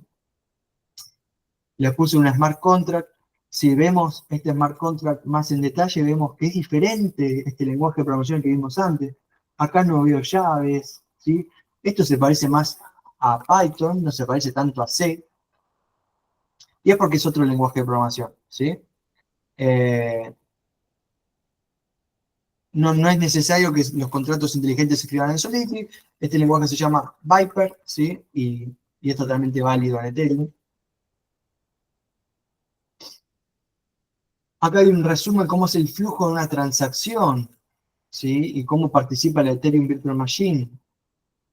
Yo quiero hacer una transacción, por ejemplo, de 100 USDT a una persona, entonces digo, le quiero enviar a esta address 100 USDT. Esa información está en los datos. Y yo tengo que firmar esto, una firma digital. ¿Con qué lo hago? Con mi wallet, porque mi wallet tiene mi clave privada que me permite hacer firmas digitales. ¿Sí? Si bien esto parece difícil, cuando estamos en una wallet es enviar, aprobar, firmar, nada más, ¿sí? Está todo cocinado.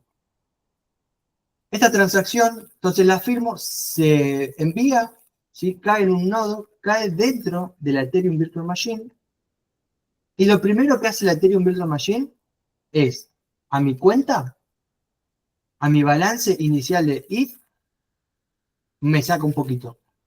Fíjense, yo tenía 5,27 ETH y ahora tengo 5,26 ETH. ¿Por qué? Porque si yo quiero hacer cualquier cosa en Ethereum, tengo que pagar.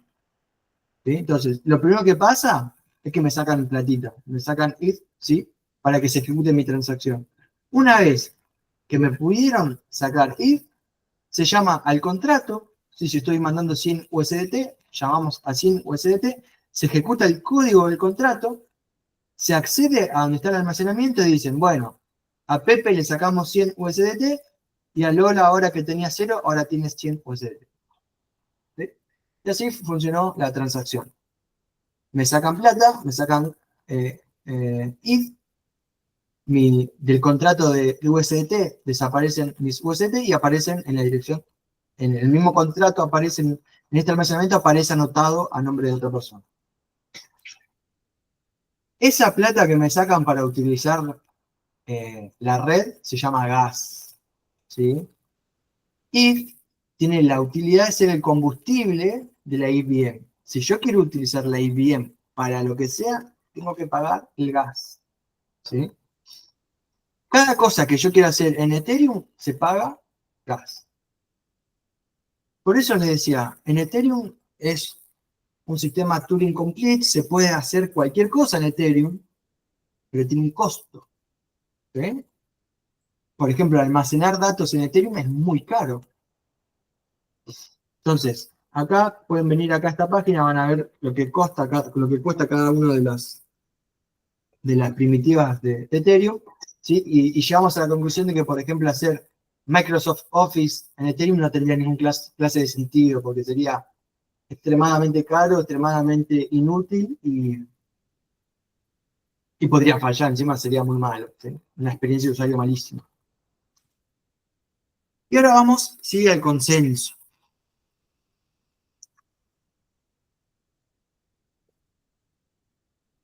Por un momento yo empezar la clase acá, ¿sí? Si después me dan feedback, me dirán si para la próxima lo empiezo directamente acá. ¿Y qué es el consenso que hablamos al principio?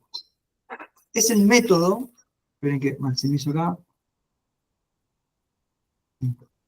es el método sí que utilizamos para construir sistemas distribuidos, que son confiables a partir de componentes no confiables. ¿Cuáles son los componentes no confiables? Nuestras computadoras, nosotros, ¿sí? A nosotros se nos puede cortar la luz, nos pueden hackear la computadora, pueden pasar tantas cosas y el sistema tiene que seguir siendo confiable, incluso cuando nosotros no lo somos. Proof of Work y Proof of Stake no son por sí mismos protocolos de consenso. Y hoy vamos a hacer esa diferenciación que a veces se confunde, hoy estamos yendo un poco más profundo, sino que habilitan la posibilidad de construir protocolos de consenso. ¿Sí? Para lo que sean Proof of Work y Proof of Stake, vamos a utilizar el término de resistencia civil. ¿Sí? Civil, ese nombre proviene del caso famoso de una mujer, Sybil Dorset, que sufría así un problema psiquiátrico, un desorden de personalidad múltiple, que se causaba daños ella a sí misma. ¿Sí?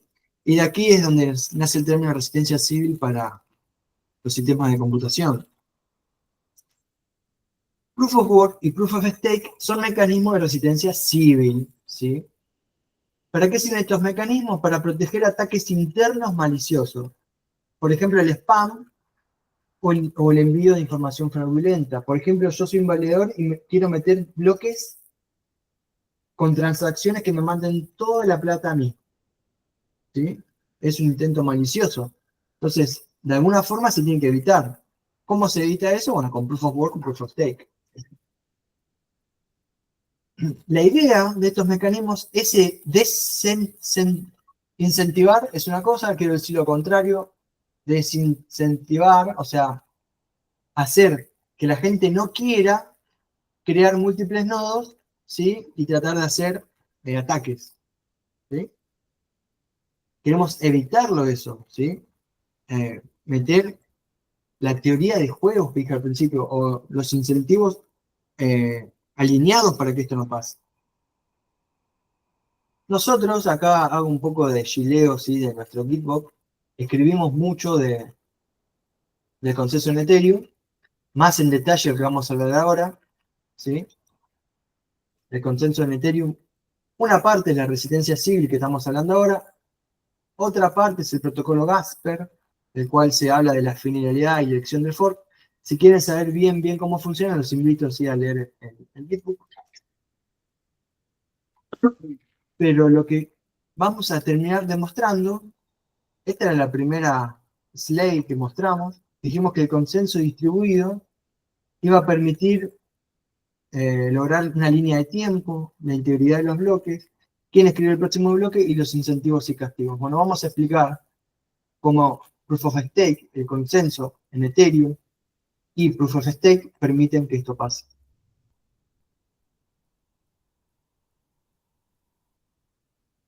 Perdón. En Bitcoin, ¿sí? Que es una red proof of work, los mineros, ¿sí? Todos estos nuevos mineros gastan electricidad. Están todo el tiempo haciendo cálculos matemáticos gastando electricidad. Y ese gasto es el que al fin y al cabo los va a desalentar a hacer trampa. ¿Sí? ¿Por qué? Porque imaginen que ellos están haciendo ese gasto, logran resolver el problema matemático, que eso se conoce como encontrar el nonce que desbloquea el bloque, y aprovechan su oportunidad, ¿sí? De insertar un bloque en la red. Bitcoin te paga 3 bitcoins si insertas un bloque en la red, y sos muy avaricioso y decís, no, en realidad voy a tratar de meter transacciones fraudulentas que me beneficien. ¿Sí?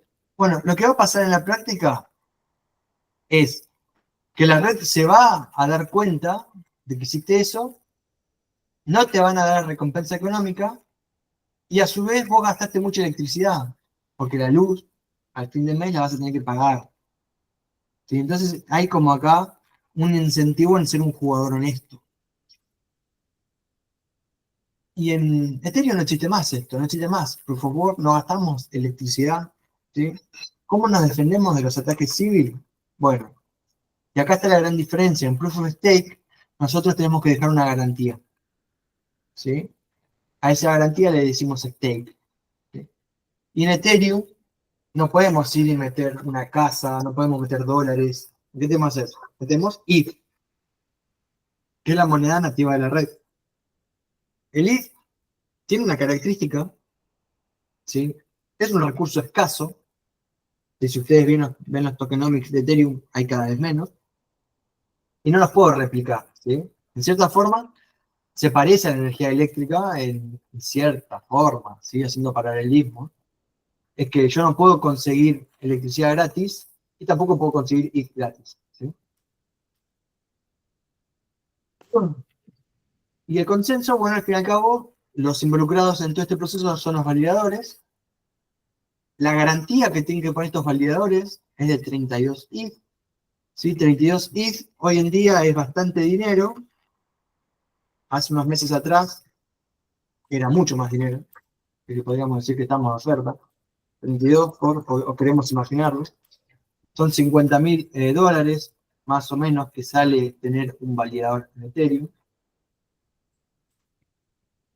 Y la primera pregunta que nos hacemos, ¿y por qué tengo que, entre comillas, bloquear? Bloquear de cierta forma, o sea, depositar en un contrato no están bloqueados, yo los puedo retirar cuando yo quiera. ¿Pero por qué los tengo que depositar? ¿Sí? Bueno, porque si yo me comporto mal, me van a castigar. ¿Y cómo me van a castigar? Sacándome de ese dinero que tengo en garantía. ¿Y por qué 32 ETH? ¿Por qué no un ETH, 10 ETH?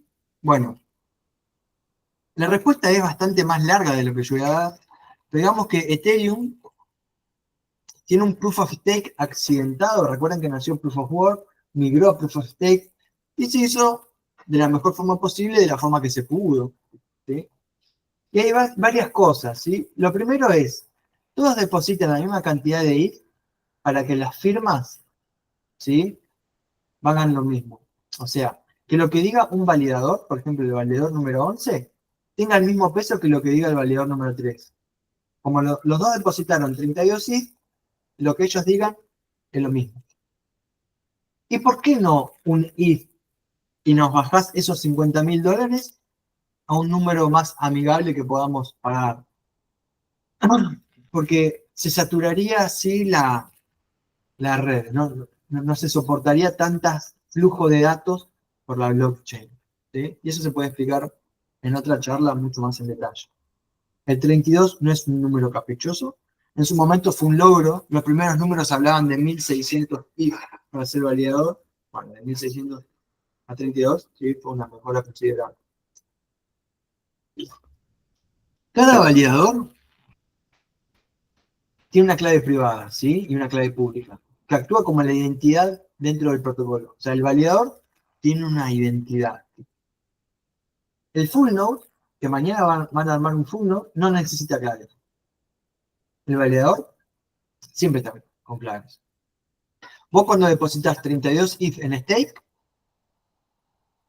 y perdiste las claves, perdiste los 32 Is en stake. ¿Sí? Sigue esa misma lógica cruel y real de las wallets, ¿sí? Bueno, lo mismo.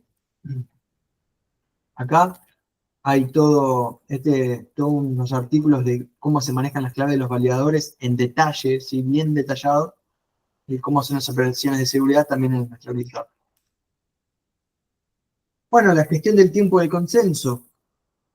En Proof of Stake, si el tiempo se divide en slots y spots. ¿Qué son estos? Bueno, se toma un periodo de 6,4 minutos, ¿sí? Y a esto se llama un epoch. Y cada epoch sí se divide en diferentes slots de 12 segundos. La idea del Proof of Stake, de la forma que funciona Ethereum, es que en cada slot haya un bloque. O sea, tenemos un bloque cada 12 segundos. ¿Sí? O sea, y esto es, se pensó así, ¿sí? Es como un reloj de corto. Entonces, en estos 12 segundos, donde se tiene que insertar un bloque, el protocolo tiene que seleccionar aleatoriamente a un validador para proponer el bloque. En Bitcoin no existía esto. En Bitcoin el que resolvía un problema primero era el que hacía el bloque. Acá no hay ningún problema, sino que el protocolo, de forma aleatoria, realmente aleatoria, tiene que decir qué validador va a ser el block proposer. Una vez que a tu validador, si le tocó ser block proposer, va a ir a la mempool, va a agarrar transacciones, la va a meter en el bloque, ¿sí? Y va a firmar el bloque. Esto, sí, ya no es tan así, porque nosotros le podemos delegar la tarea de block proposer a una entidad más eficiente que nosotros, que son los SMEP, MEP-Boost, ¿sí? Que no van a agarrar cualquier transacción, sino que van a agarrar transacciones específicas para que el orden de las transacciones me beneficie económicamente, ¿sí? Hay algunos que dicen que es un poco inmoral, pero es perfectamente válido y legal, y delegándole esta tarea de la construcción del bloque a un NetBoost, yo puedo tener más rédito económico, ¿sí?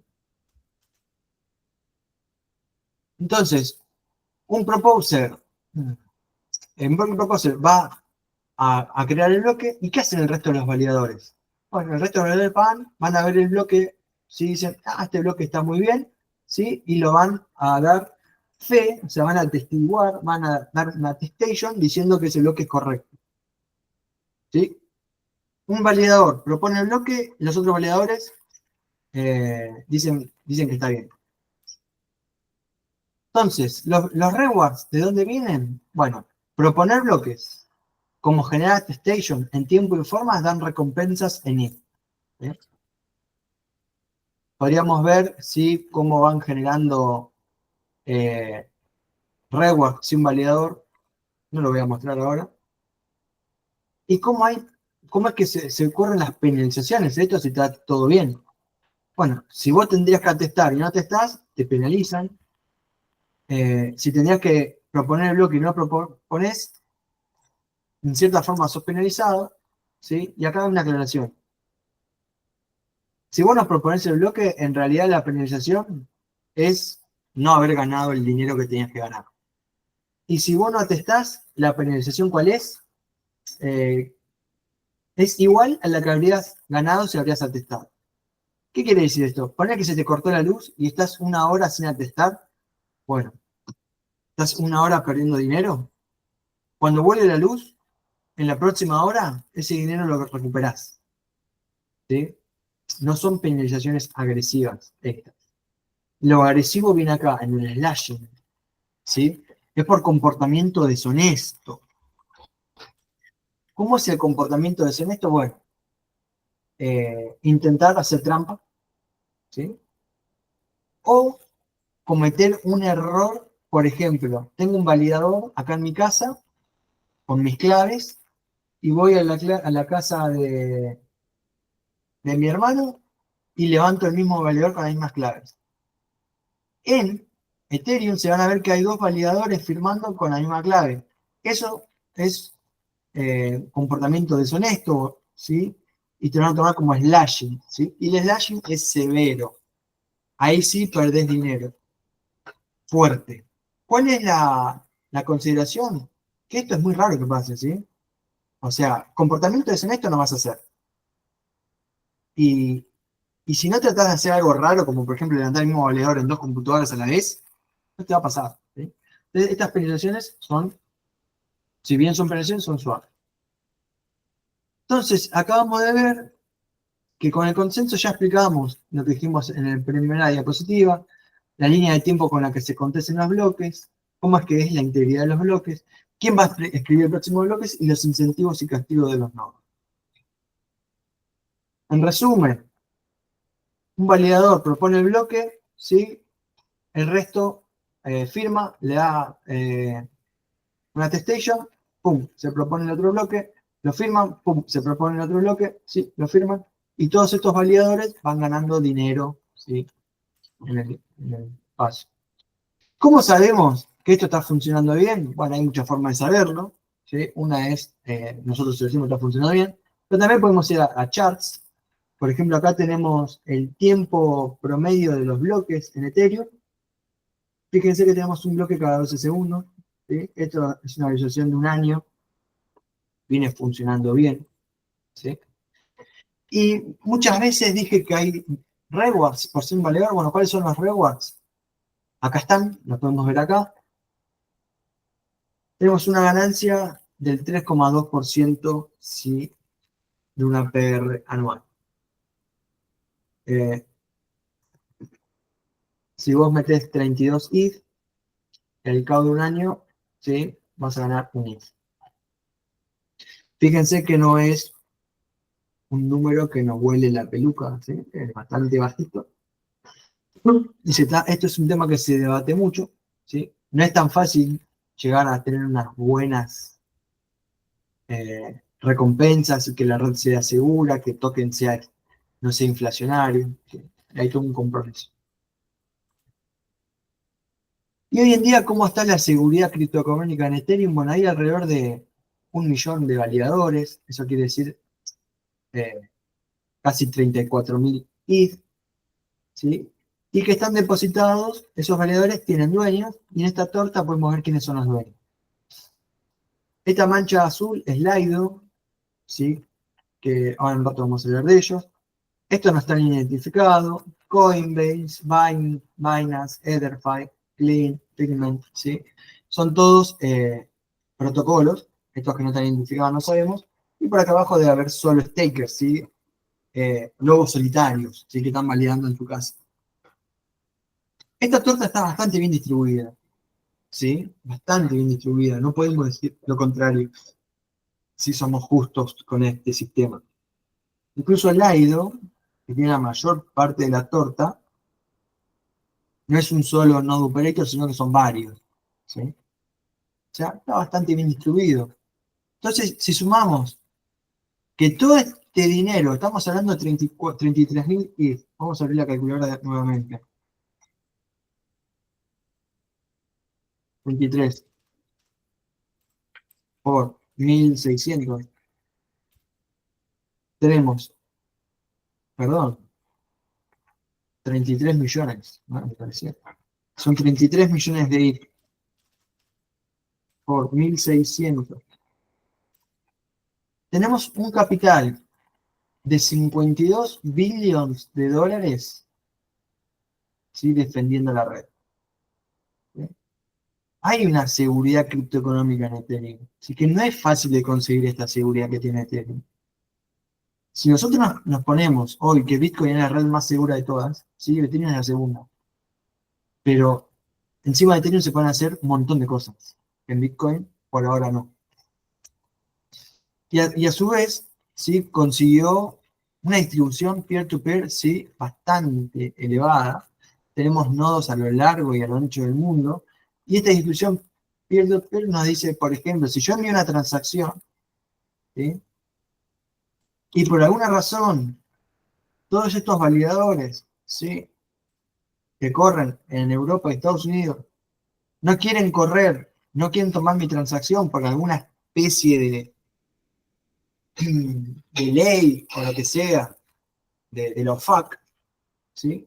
Yo puedo esperar y en algún momento alguien va a tomar mi transacción y mi transacción va a terminar pasando. ¿Sí? O sea, Ethereum consiguió hoy en día ser, y se ganó el lugar de ser, la blockchain de propósitos generales más segura e importante. Y ahora, ¿cómo podemos nosotros participar en el consenso? ¿Para qué quisiéramos participar en el consenso? Bueno, para ser beneficiarios de esos rewards económicos de Ethereum. Bueno, la forma básica, ¿sí? La que crearon desde Ethereum es lo que se conoce como vanilla staking, ¿sí? Ser un lobo solitario y validar con 32 ETH. Para esto necesitas tu nodo, como van a hacer mañana con Twitter, ¿sí? Y necesitas las claves del validador, que las creas con un cliente, con Brown. Y luego el staking consiste en depositar los 32 ETH en un smart contract, pero siguiendo una serie de pasos, ¿sí? Luego, el validador hace todo solo, ¿sí? Todo se propone el bloque solo, firma solo, hace todo solo. Y vos vas a estar generando recompensas si funciona todo bien. ¿Cuál es el límite? ¿Cuál es la restricción de esto? Bueno, que necesitas 32 ETH y necesitas conocimientos técnicos, ¿sí? Para armar el validador. Van a ver mañana que si bien no es imposible, hace falta conocimientos técnicos. La computadora, infraestructura, si se te corta la luz todos los días, capaz no te conviene, ¿sí? Bueno, esto me lo soltero. Otras formas sí son participar de una forma más simple del consenso, por ejemplo, utilizando un protocolo como Lido. Lido es un staking pool, ¿sí? Un pool de staking líquido, y consiste en lo siguiente, lo voy a decir muy resumido. Al Lido le voy a dar if, por ejemplo, le doy un if, un ETH le doy al Lido, y Lido me devuelve un token que se llama STETH, Stake If. ¿Sí? Este STETH va a estar ganando las recompensas del validador. ¿Por qué? ¿Qué hace Lido? Lido agarra todos estos if que nosotros les damos y hace validadores. ¿Sí? No vamos a entrar en detalle cómo funciona, pero arma validadores. Esos validadores ponen la infraestructura, pero no ponen los if. Los if los ponen los usuarios. Entonces, Lido agarra todas las recompensas y la divide entre los validadores, ¿sí? Entre los usuarios y obviamente entre ellos, ¿sí? Pero lo más interesante de todo esto es que el usuario se queda con algo que se llama STIF. Y STIF es un token que vos podés vender en el mercado instantáneamente, ¿sí? Representa el if estaqueado y es líquido, ¿sí? Puedes ir a DEXs, puedes hacer estrategias DeFi, ¿sí? Por ejemplo, puedes ir a AAB y Uniswap y puedes hacer varias cosas con tus STI. O sea, puedes darle liquidez a protocolos DeFi. No vamos a entrar en esta madriguera, ¿sí? Pero se puede hacer un montón de cosas. O lo puedes simplemente tenerlo y por tenerlo, ¿sí? Cada vez vale más porque estás teniendo recompensas del validador. Y de esa forma, si confías en Lido, ¿sí? Puedes estar participando en el consenso simplemente por holdear STI. La ventaja es que también STI lo puedes usar en DeFi. Lido tiene varios módulos, ¿sí? Uno en el que nosotros estuvimos participando se llama CSM, que en español puede significar muchas cosas, pero en inglés, Community Staking Module, ¿sí? Y lo que hace es abrirnos las puertas, ¿sí? A los node operators para participar en el staking de Ethereum, pero sin poner tanto capital, ¿sí? ¿Cómo va a funcionar esto? Bueno, nosotros vamos con un hardware, ¿sí? Y vamos con una cantidad de if, ¿sí? Por ejemplo, son 2,4 if, que se va a llamar una garantía que le damos al Lido. Entonces ponemos el hardware, ponemos esta garantía, y Lido, a través de sí y 100, nos va a depositar 32 if en nuestro validador. Y nosotros vamos a estar poder corriendo un validador, ¿sí? Pero únicamente habiendo puesto de garantía 2,4 ETH. Lido va a juntar las ganancias del validador y las va a repartir entre todos como hace, ¿sí? Como lo hace también con los node operators institucionales que tiene. Las ganancias para un solo staker de hacer esto no son altas porque estarías ganándolo más o menos, creo que al día de hoy era un 7%, ¿sí? Un 7% de tu bond, así que ese número encima está por bajar, ahora en Lido, en la versión 2 de C100, pero te da la oportunidad de participar del consenso con tu propio hardware, y tu propio hardware son tus propias reglas. Vos elegís tus clientes y elegís todo lo que tengas que elegir. Es permissionless, sí, pero hay cupos. Ahora, por ejemplo, si querés participar de C100, vas a entrar en lo que es la cola, ¿sí? Y vas a quedarte en el final de la cola, esperando que Alaido tenga más ETH a disposición para ir repartiendo, ¿sí? Porque tampoco tiene ETH infinito. Bueno, acá explicaba un poco cómo reparte los rewards Lido C100, pero la charla se hizo muy largo. En el estado del arte de Ethereum tenemos DBT, que es tecnología de validador distribuida, que esto es motivado debido a que hoy en día prácticamente todos los validadores, casi todos están corriendo en la nube pública. ¿Se acuerdan que yo dije, nos separábamos de Amazon Web Services, de Google Cloud? Sin embargo, los validadores sí están corriendo en nube, ¿sí? Y esto nos está diciendo que prácticamente entre el 50 y el 70% está corriendo en hardware delegado, y no va un poco en contra, ¿sí?, de lo que se pretendía de Ethereum, que estén los validadores en las casas de las personas. ¿Por qué los que corren validadores hacen esto?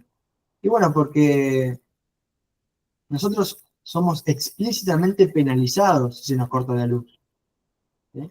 Entonces vamos a querer estar corriendo el validador en un lugar que no se corte la luz, que no se corte internet, que no se rompa la compu, ¿sí? Y ese lugar, el que mejor lo hace son los que nos brindan estos servicios. Y esto camina y es cada vez más así. DBT nace como una opción, ¿sí?, para que un validador pueda agarrar la clave del validador, dividirla en fragmentos y repartir estos fragmentos en diferentes hardwares, ¿sí?, en diferentes hardwares, para que de esa forma, tipo en un esquema multisig, un modelo 4 de 5 tengo acá, yo la firma del validador lo divido en 5 computadoras, ¿sí?, y puedo estar corriendo un validador utilizando 5 computadoras. ¿Qué pasa si se rompe una computadora? El validador sigue funcionando porque tengo 4, ¿sí? Y esto me da robustez. Estoy pudiendo, desde hardware hogareño, tener cierta robustez. Bueno, yo la quiero ir terminando, creo que se hizo muy larga. Hay varias implementaciones de DBT, una es Obol, que nosotros estuvimos trabajando mucho. No voy a explicar cómo funciona Obol, porque creo que me pasé del tiempo mal, y espero que me disculpen, ¿sí? Y con esto finalizamos la presentación.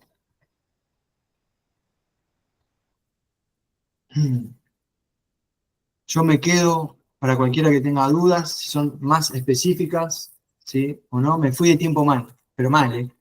Tendría que haber tardado 50 minutos más. Perdón, chicos. Sí. La presentación se las puedo compartir. Yo voy a hablar con Ulises, que es el que se encarga, y la paso a PDF y se las comparto. Y la hice para ustedes, así que... Bien. Muy bueno, Will. Clave el meme al final. Ahí creo que Pamela toca la. Bueno, no está. Sí. Hay que habilitar para que hable. Eh, Creo que no. A Hola, ver. hola. Ahí va. Bueno, Hola, ¿qué tal? No, muchas gracias por la presentación. Bueno, yo soy del área de ciencias, entonces sí me di un buen divague, ¿no? En cómo podría armarse un nodo para que los datos fueran más seguros y más. Entonces, muchas gracias, estoy muy entusiasmada y pues no, al contrario, gracias por el tiempo, no hay que disculparse. Bueno, de mi parte aprendí demasiado, cosas más técnicas, puesto que no es mi área, pero nuevamente, muchas gracias. No, muchas gracias. Muchas gracias a vos por las palabras y por haber bancado hasta el final. Bueno. Sí, ahí mira, esa pregunta es para vos, Tute. No sé si estás, el nodo de mañana va a estar en Sí, sí, sí. testnet. Sí, sí, va a estar en test mañana. Pero bueno, o sea, no cambiaría, en el proceso a hacerlo en mainnet no cambiaría mucho. Solamente cambiar un par de opciones, así que sería bastante similar.